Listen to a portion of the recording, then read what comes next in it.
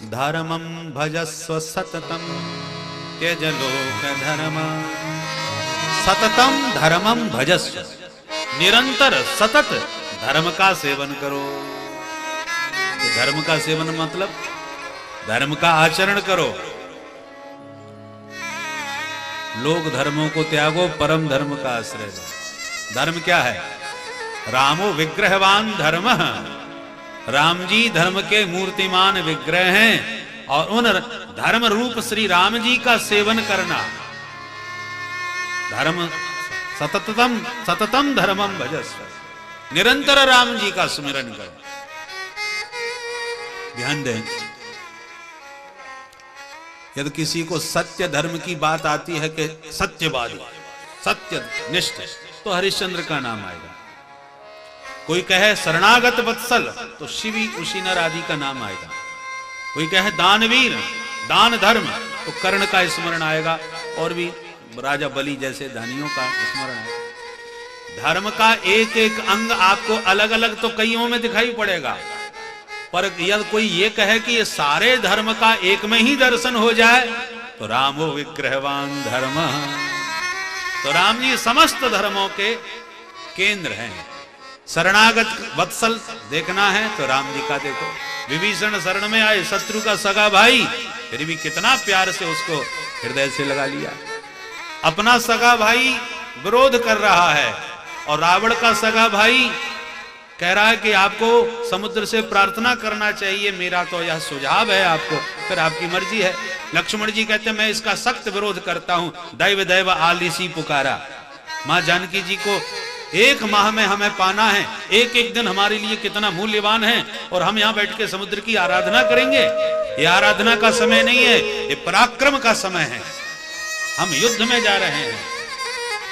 लक्ष्मण जी सख्त विरोध कर रहे हैं, परंतु दशानन का भाई सुझाव दे रहा है। अब बोलो किसकी माननी चाहिए? प्रायः व्यक्ति अपने भाई के वचनों पर ज्यादा भरोसा करेगा।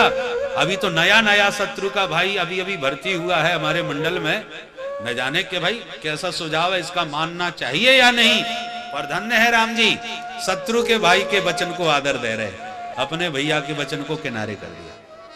लक्ष्मण जी को बहुत बुरा लगा और 3 दिन तक राम जी बैठे रहे हाथ जोड़ करके समुद्र से रास्ता मांगने के लिए। किसके सुझाव पर? विभीषण भाई के सुझाव पर। पहला सुझाव दिया है विभीषण जी, राम जी ने आदर दिया। पर 3 दिन के बाद जब कोई परिणाम सामने नहीं आया, क्रोध में भरे राघव ने कहा लक्ष्मण लाओ मेरा अग्निबाण।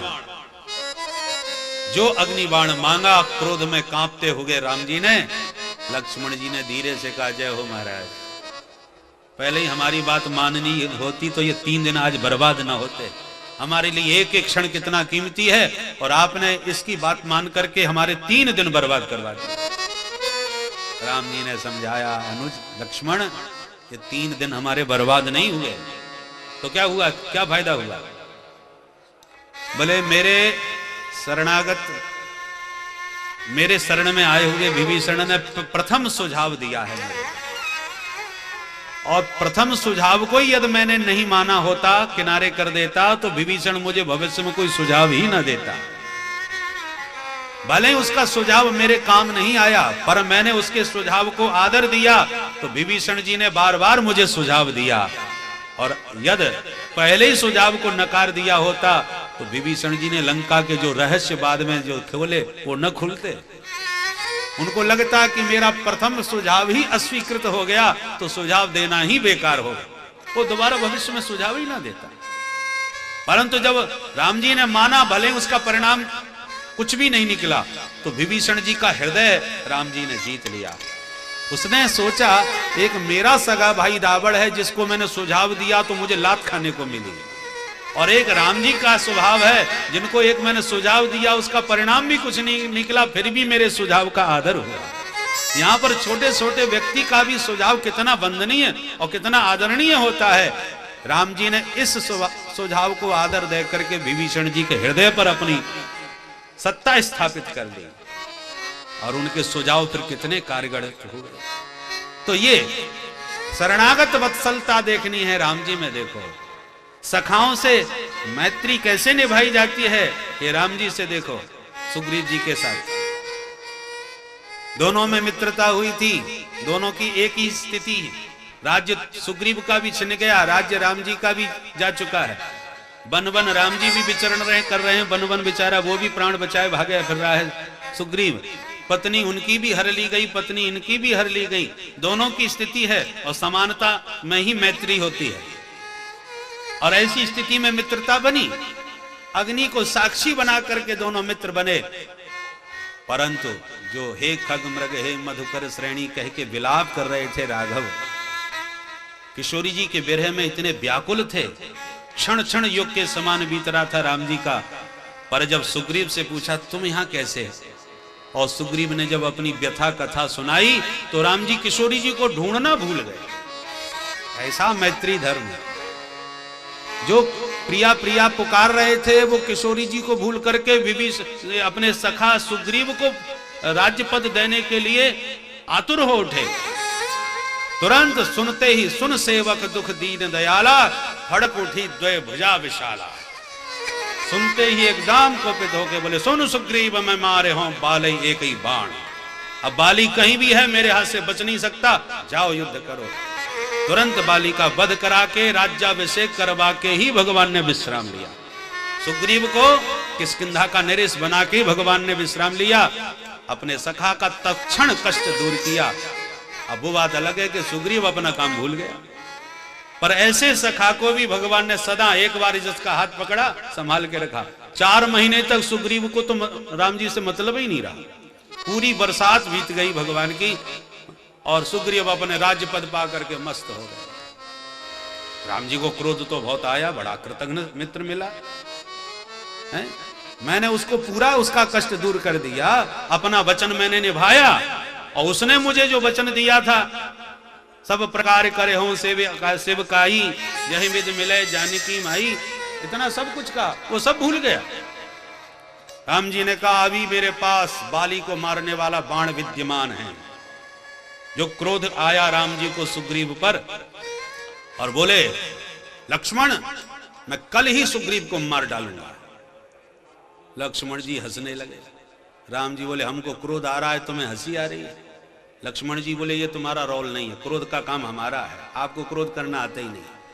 भगवान बोले नहीं मुझे बहुत क्रोध है आज सुग्रीव पर। लक्ष्मण जी बोले ऐसा भी क्रोध होता है कि किसी पर क्रोध आवे और वो ये कहे मैं कल तुझे मारूंगा, ऐसा होता है कहीं क्रोध? अरे क्रोध आता है तो 1 मिनट में, कल किसने देखा अभी उसको मैं आप मुझे आज्ञा दो 1 मिनट में धुआं उड़ा दूंगा।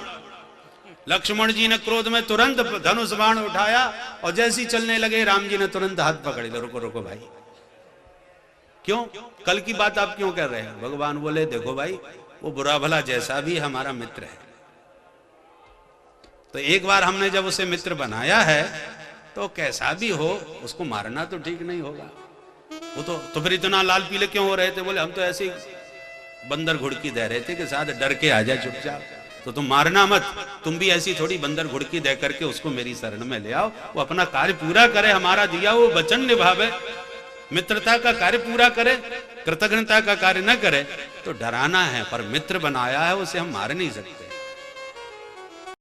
तो मैत्री धर्म का स्वरूप यदि सूक्ष्मता से निहारना है तो राम जी के चरित्र में देखिए, माने सारे धर्म यदि एक में दिखाई पड़ते हैं, सत्यनिष्ठ, सत्य परायणता, प्रजा वत्सलता, पितृभक्ति, भ्रातृभक्ति, सारे दिव्य गुण एक में कहीं दिखाई पड़ते हैं तो रामो विग्रहवान धर्म, ऐसे केवल श्री राम है। एक एक गुण तो सब में मिले, अलग अलग मिलेंगे, पर एक में सारे गुण विद्यमान नहीं होते, वो श्री राम जी हैं। इसलिए राम जी को धर्म विग्रह कहा गया है और गोकर्ण जी कहते हैं धर्मम भजस्व सततम। ऐसे धर्म विग्रह श्री राम जी का सतत सुमिरन करो, सतत आश्रय ग्रहण करो पिताश्री।